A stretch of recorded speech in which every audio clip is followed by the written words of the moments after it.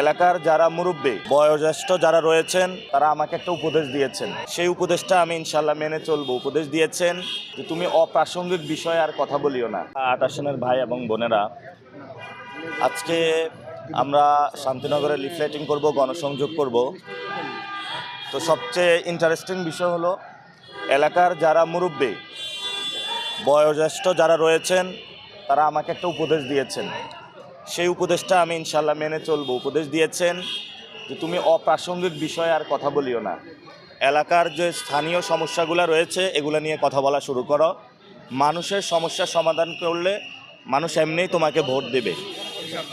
তো আমি তাদের যে পরামর্শ আছে সেটা নিয়েছি। আমি অনেকের সাথে কথা বলেছি, অনেকগুলো বিষয় আমাদের সামনে এসেছে। এখানে যে স্কুল কলেজ রয়েছে সেটাতে ভর্তি বাণিজ্য হয়। আমরা এই ঢাকা ৮ আসনে যে স্কুল কলেজে ভর্তি বাণিজ্য হয় সেগুলো বন্ধ করব। মার্কেটগুলোতে মহিলাদের নামাজের জায়গা নাই, তারা মার্কেট করতে এসে ব্রেস্ট ফিডিং এবং নামাজের জায়গা খুঁজে পাচ্ছে না। আমরা এটার ব্যবস্থা করব ইনশাআল্লাহ। এখানে ময়লার একটা বড় সিন্ডিকেট রয়েছে। বাসাতে থেকে যখন ময়লা নেওয়া হয় বাসার সামনে ময়লাটা ফেলে রাখা হয় এবং সিটি কর্পোরেশন ময়লাটা সময় মতো নিয়ে যায় না। সেই জন্য আমরা এখানে ইনশাআল্লাহ ময়লা কেন্দ্রিক যে বাণিজ্য রয়েছে, যাতে ময়লা বর্জ্য ব্যবস্থাপনা আধুনিকায়ন করা যায় সেই ব্যবস্থা ইনশাআল্লাহ আমরা করব। আপনারা জানেন যে বাসায় মেহমান আসলে গ্যাস সংকট থাকে। এই এরিয়াতে গ্যাস এবং পানির বড় একটা সমস্যা রয়েছে ঢাকা ৮-এ। ইনশাআল্লাহ আমরা এটা সমস্যা সমাধান করব, যাতে সবাই নিরাপদে গ্যাসের লাইন যাদের আছে নিরাপদে গ্যাস, বিদ্যুৎ এবং পানির সমস্যা সমাধান করে সবাই নির্বিঘ্নে একটি আধুনিক নগরী হিসাবে, সিটিজেন হিসাবে, নাগরিক হিসাবে জীবনযাপন করতে পারে।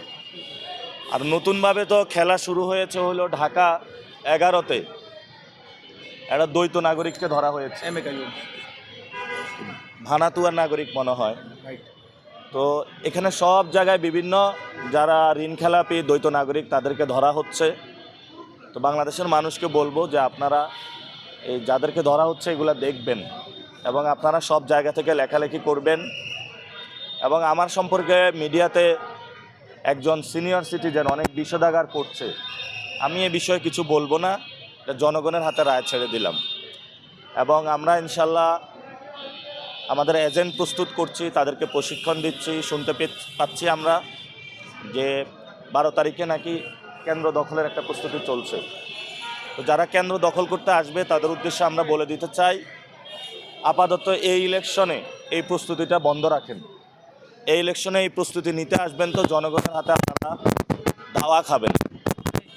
এবং এই ইলেকশনটা আমরা আশা করি সুষ্ঠু নির্বাচন হবে। এবং ঢাকা ৮-এ যারা প্রার্থী রয়েছেন, অনেক প্রার্থী নির্বাচনী যে আচরণবিধি রয়েছে 20টা বিলবোর্ড লাগানো, সেটা নিয়মটা ভঙ্গ করছেন এবং অনেক মানুষকে টাকা দিয়ে পাগল সাজিয়ে আমাদের ব্যানারগুলো নামিয়ে নিয়ে যাচ্ছে। তা আমরা বলবো ভয় পাবেন না, খেলায় থাকুন এবং লেভেল প্লেইং ফিল্ড নির্বাচন কমিশনকে আমরা জানাবো যে আপনারা তৈরি করুন ঢাকা ৮-এ, যাতে জনগণ শান্তিতে ভোট দিতে পারে।